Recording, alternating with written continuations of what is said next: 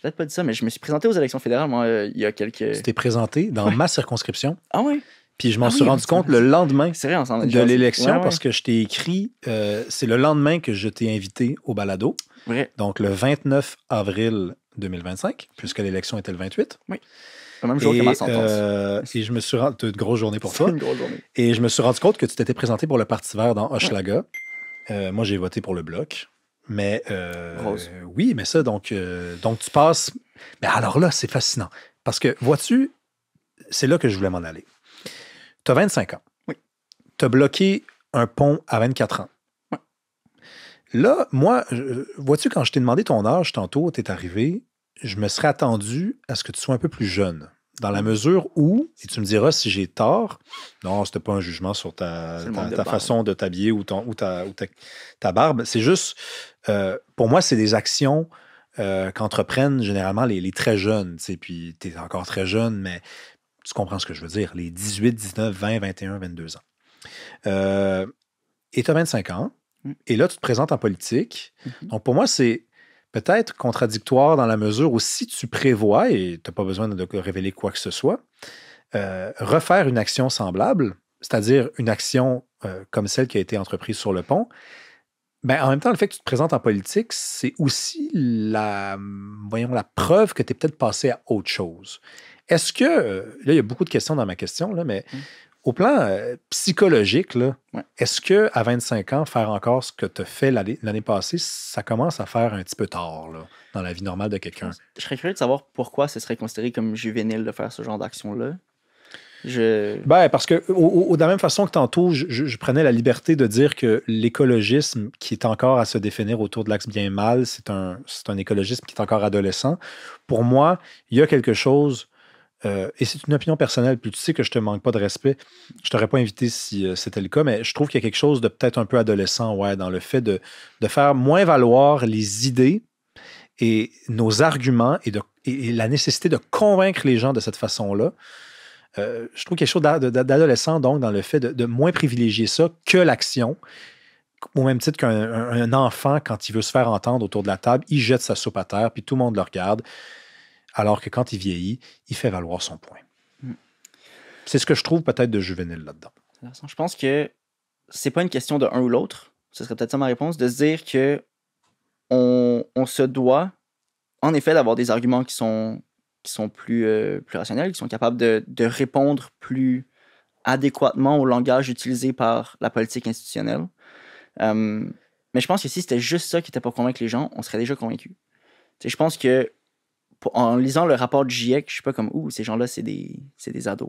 Je pense que c'est des gens qui savent ce qu'ils disent. Mais non, mais eux autres, ils montent pas sur le pont, arrête. Là. Non, mais je pense que si c'était pas eux que je qualifie d'ado, c'est toi là, que je qualifie d'ado. Ce que je veux dire, c'est s'il y avait juste les arguments rationnels, si c'était seulement ça qui était en mesure de faire les changements sociaux, on a des adultes dans la pièce qui ont fait ce genre d'action, qui ont eu ces discours-là, qui continuent de mettre de l'avant ces discours-là. Le secrétaire général de l'ONU martèle ces discours-là depuis le début, puis je pense pas qu'on pourrait le considérer comme étant juvénile. Je pense que c'est nécessaire d'avoir des gens qui sont en mesure d'avoir un discours un discours plus institutionnel pour mettre de l'avant ces points-là. Mais je pense que historiquement, il y a toujours eu des besoins pour des électrochocs dans nos sociétés. Je pense que de la même façon que la plupart des mouvements sociaux ont eu des franges qui étaient en mesure d'avoir l'aspect construire, puis il y en a d'autres qui étaient plus dans l'aspect détruire. Je pense que c'est souvent la dichotomie résister, fleurir, brûler, bâtir. C'est une espèce de... Je pense que si on ne fait que construire, c'est beau, mais on doit être... C'est beaucoup plus lent, déjà.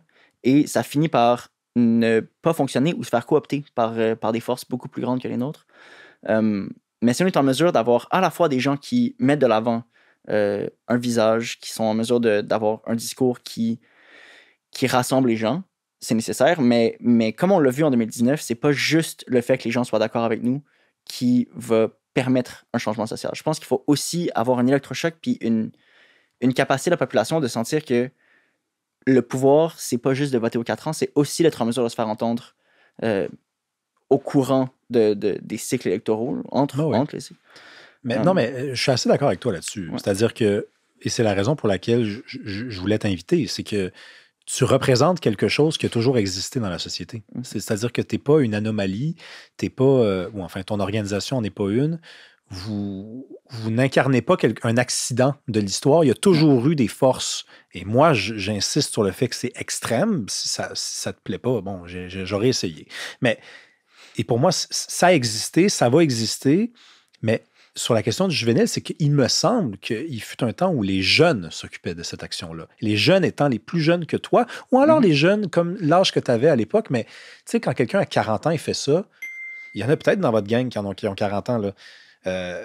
Mais tu trouves pas qu'il y a quelque chose de comme décalé? C'est-à-dire, toi, à 40 ans, tu devrais être peut-être parmi les adultes, puis tu l'as dit toi-même tantôt, les adultes. C'est toi qui as utilisé, tu me dis pourquoi tu utilises le mot juvénile, mais tu as utilisé le mot adulte.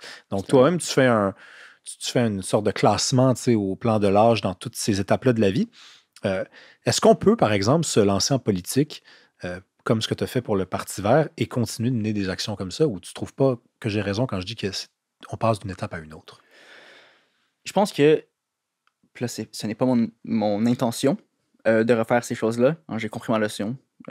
J'ai compris ma leçon. Si le juge entend en ce moment notre discussion, sache que j'ai compris ma leçon. François Legault écoute le podcast et il y a des juges qui écoutent le podcast aussi. Tu fais bien.